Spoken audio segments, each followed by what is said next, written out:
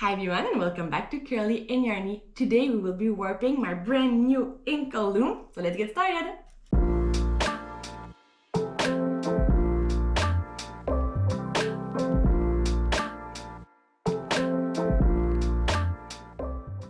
Alright, so in one of my last video, you saw me building this loom that I got for my birthday. And today I will be warping it for the first time. So since that it is the first time, here again, it is not a tutorial video, but it's namely a video, kind of a bit of a vlog to see how I'm doing it and if it's going to work. So this is the Inkle Loom from Ashford. So Ashford basically has two different kinds of Inkle Loom. They have this one, which is the bigger one, and they also have a smaller one, which is the Inkle Loom. I wondered for a while which one I wanted to have, but I decided on the bigger one, and so far I'm really pleased with that decision. So with the loom, Ashford provided this booklet. So in this booklet, they have all of the information in order to assemble the loom, and they also provide a step-by-step instruction on how to warp the loom. However, I'm not going to follow their instruction in the same order. So I've been watching a few videos on YouTube on how to warp this loom, and I find that Ashford do it a different way than the videos I've seen, and I kind of prefer the videos I've seen. So I'm going to do a little bit of this and a little bit of that. So one thing that I will follow is the pattern that they provide in the booklet. I'm thinking that this is probably what's considered a good beginner project, and since that I am a complete beginner, that would make sense for me to follow this. I've also decided to try to use similar colors. This way I will reduce the possibilities of get mixed up or get confused while trying to follow the pattern. So I'm using 8-2 cotton for this, and those are all 8-2 cotton from Maurice Brassard. So I have black, I have it in natural. I also have some dark green, which is olive green, I think, in their palette. And I also have some light blue, which is the old blue that they have. Also, those are, for the most part, end of spool. So for me, that's a kind of a good thing to be reducing my stash a little bit. Now, let's get started. First of all, I'm just going to switch this over here so that I can see it better, and I'll switch you guys also, just like this. Alright, so before even starting the warp, I will need to be creating something they call leash. So some of the warp threads would actually be kind of free on the loom, and some others will be taken with those leash or kind of heddles. So I will be creating them now before even starting. I need to go around those two pegs as often as I need those leashes, and then I'll cut them, make knots, so it's a whole process. So let's just get to it. And for this, I've decided to be using some polyester yarn that I had. I figured that this is very strong. It is it will not break under tension, so I thought this was the best bet.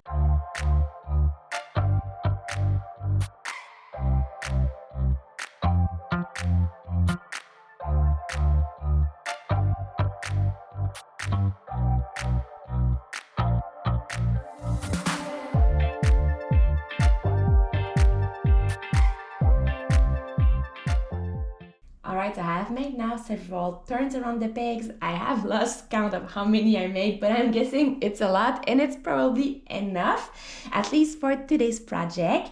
And those kind of strings, I won't have to make them every time I make a project. I can keep them for all the other projects around. So of course it's a little bit time consuming at first, but once it's done, well, it will be there forever.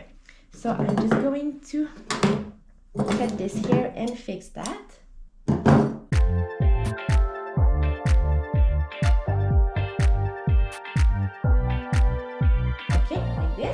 And now, according to the instruction, I just need to cut them free.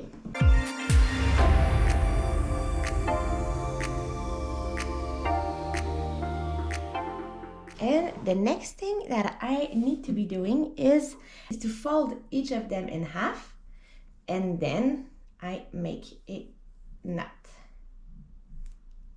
like this. And voila, I've got one of the leash.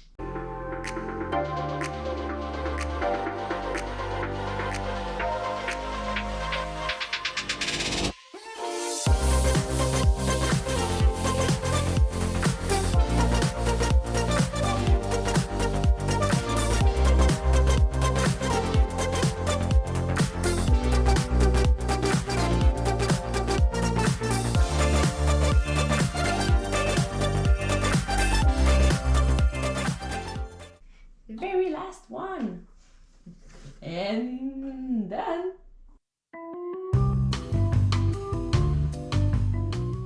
I have this clamp that came with the loom, but I'm not really sure how to install it.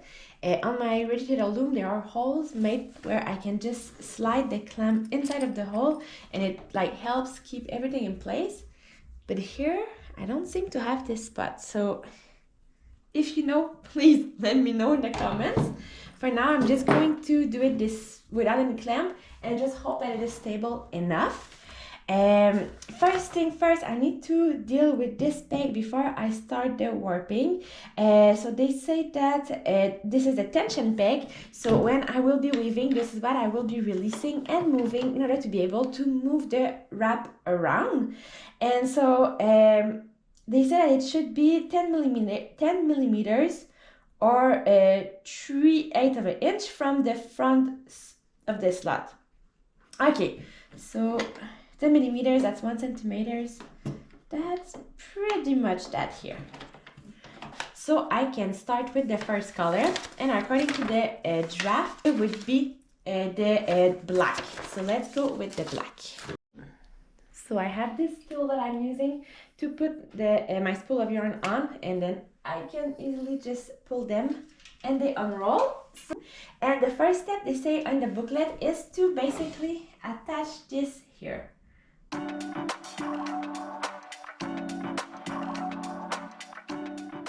Okay, so here I'm going to do a short warp according to their draft.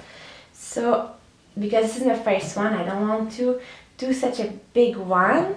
Okay, so I need to go over the two top one for round one. There will be 2 rounds, 1 and 1 2. So over those 2, then underneath this one here, around the tensioning peg, I think that's really important. Underneath those 2, I notice that those 2 are actually higher than this one. So now I go around this last peg here, and I come back. And now I go back to the front peg, and I think this would be round 1. So round 1 will have the leashes, and round 2, when I get there, will not have the leash.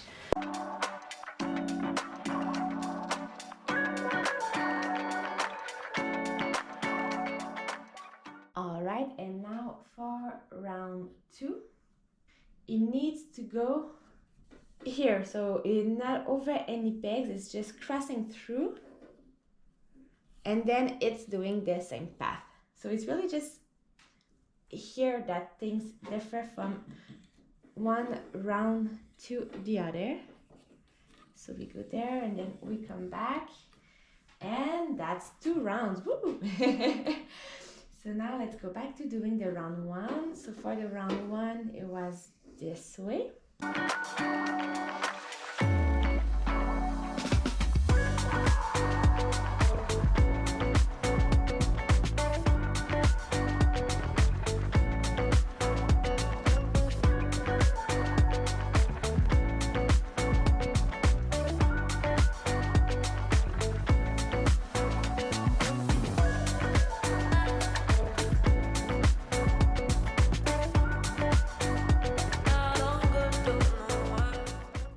Alright, so I only have 4 threads, but I think it's working. So the threads here, the top ones that are being held with the leashes, those will actually stay put while I weave. And in order to create the sheds, I will have to move those threads here. So those are way more flexible than the other ones. They remind me a little bit in my rigid loom of the threads that are in this slot. But let's not confuse the 2 crafts. So according to the pattern, I still have 4 more black threads to warp, and then I can move to the next color, and hopefully it'll be a bit more visible on my dark loom, because the next color will be, according to them, the gray, but for me it will be this natural color.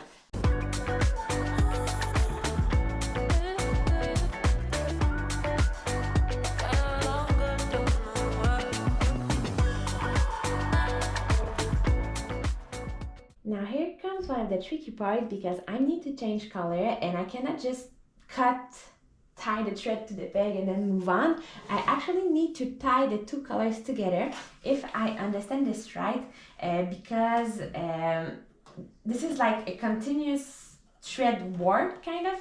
So I'm just going to give enough length to make sure I have enough to the knot, and then I will knot those two together. Oh, but I need to do the knot closer to the peg. Maybe I have too much of the black,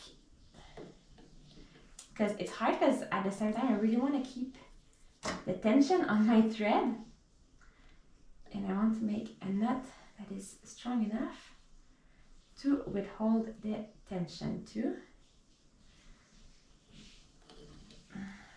Okay,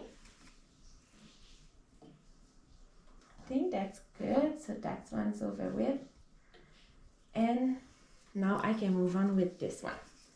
So let's put it down and let's go. This one has only 4 threads, so now I need to go to the top one, so that would be the round one.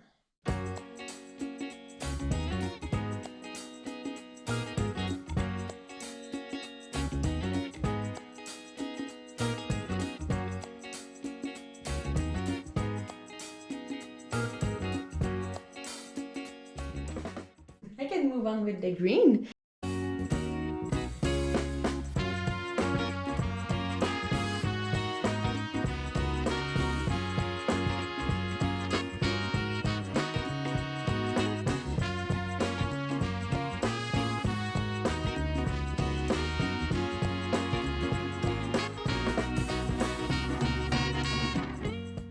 And I will now be warping with the green for a few threads, and after that I see that I need to do lines of green and lines of blue alternatively, so that will be a new challenge. But for the first 1, 2, 3, 4, 5, 6, 7, 8 threads, it's business as usual, so let's not complicate our life yet.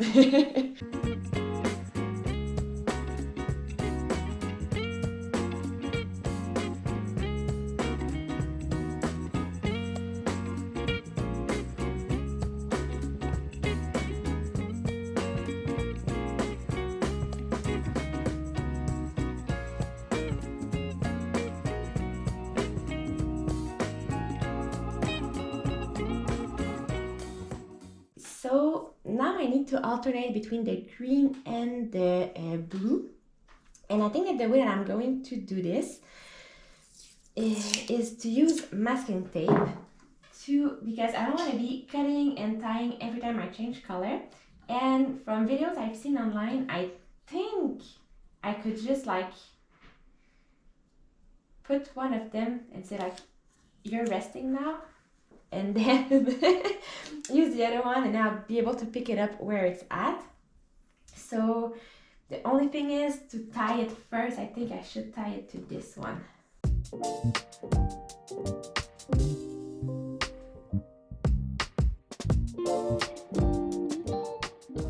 And so I would go with the blue, and the blue is a round one, so it goes over the top.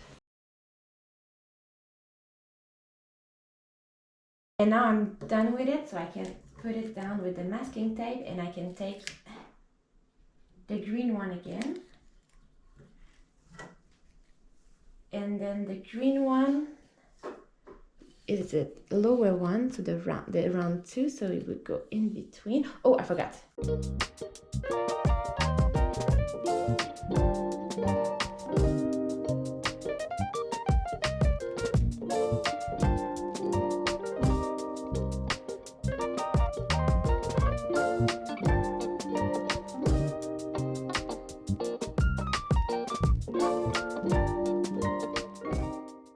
Now I'm back to doing the blue thread, and the blue thread in this sequence will always be the round one, so the one on the top that I need to use the leash or the heddle, and then the green one is always the round 2, so the one that is the free thread.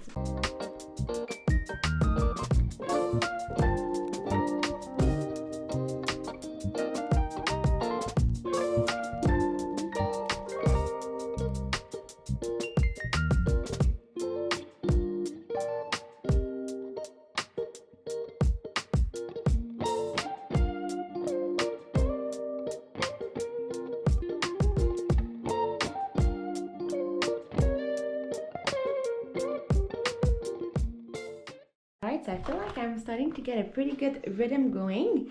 And it doesn't get even more complicated than this. I think the hardest part was to figure out how to do the alternation of the two colors. So I'm about 1/3 of the work done. Yeah, 1/3. So I'm just going to speed this up a little bit and meet you once it is all done.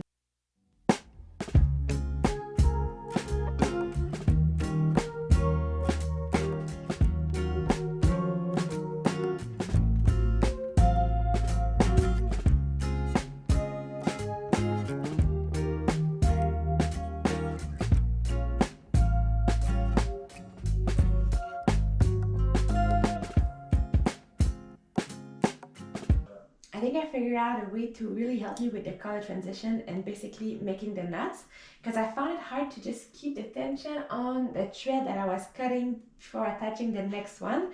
So I'm just masking taping the thread here.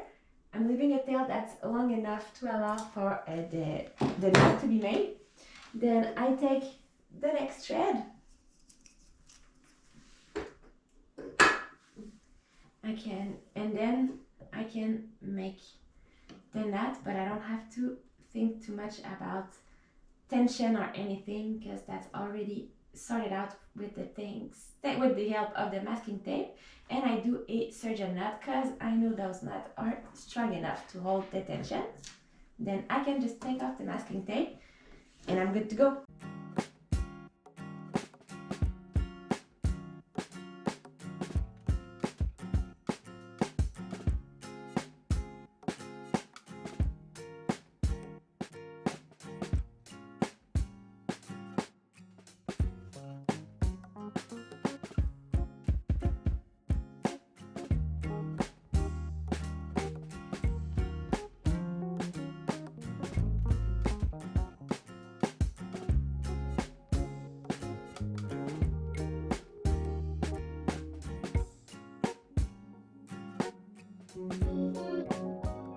And I am now on to the last few threads in the last color in black.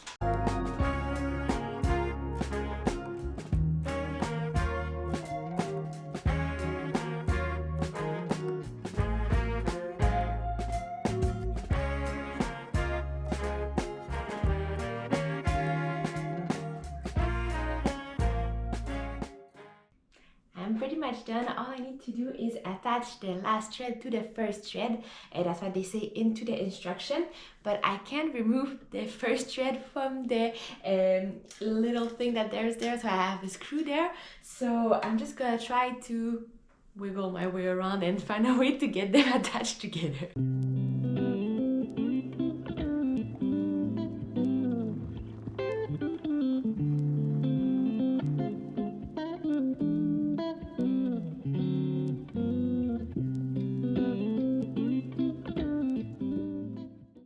Alright, so this is now fully warped, and I can almost not believe it, but I have only 3 of those made up petals left.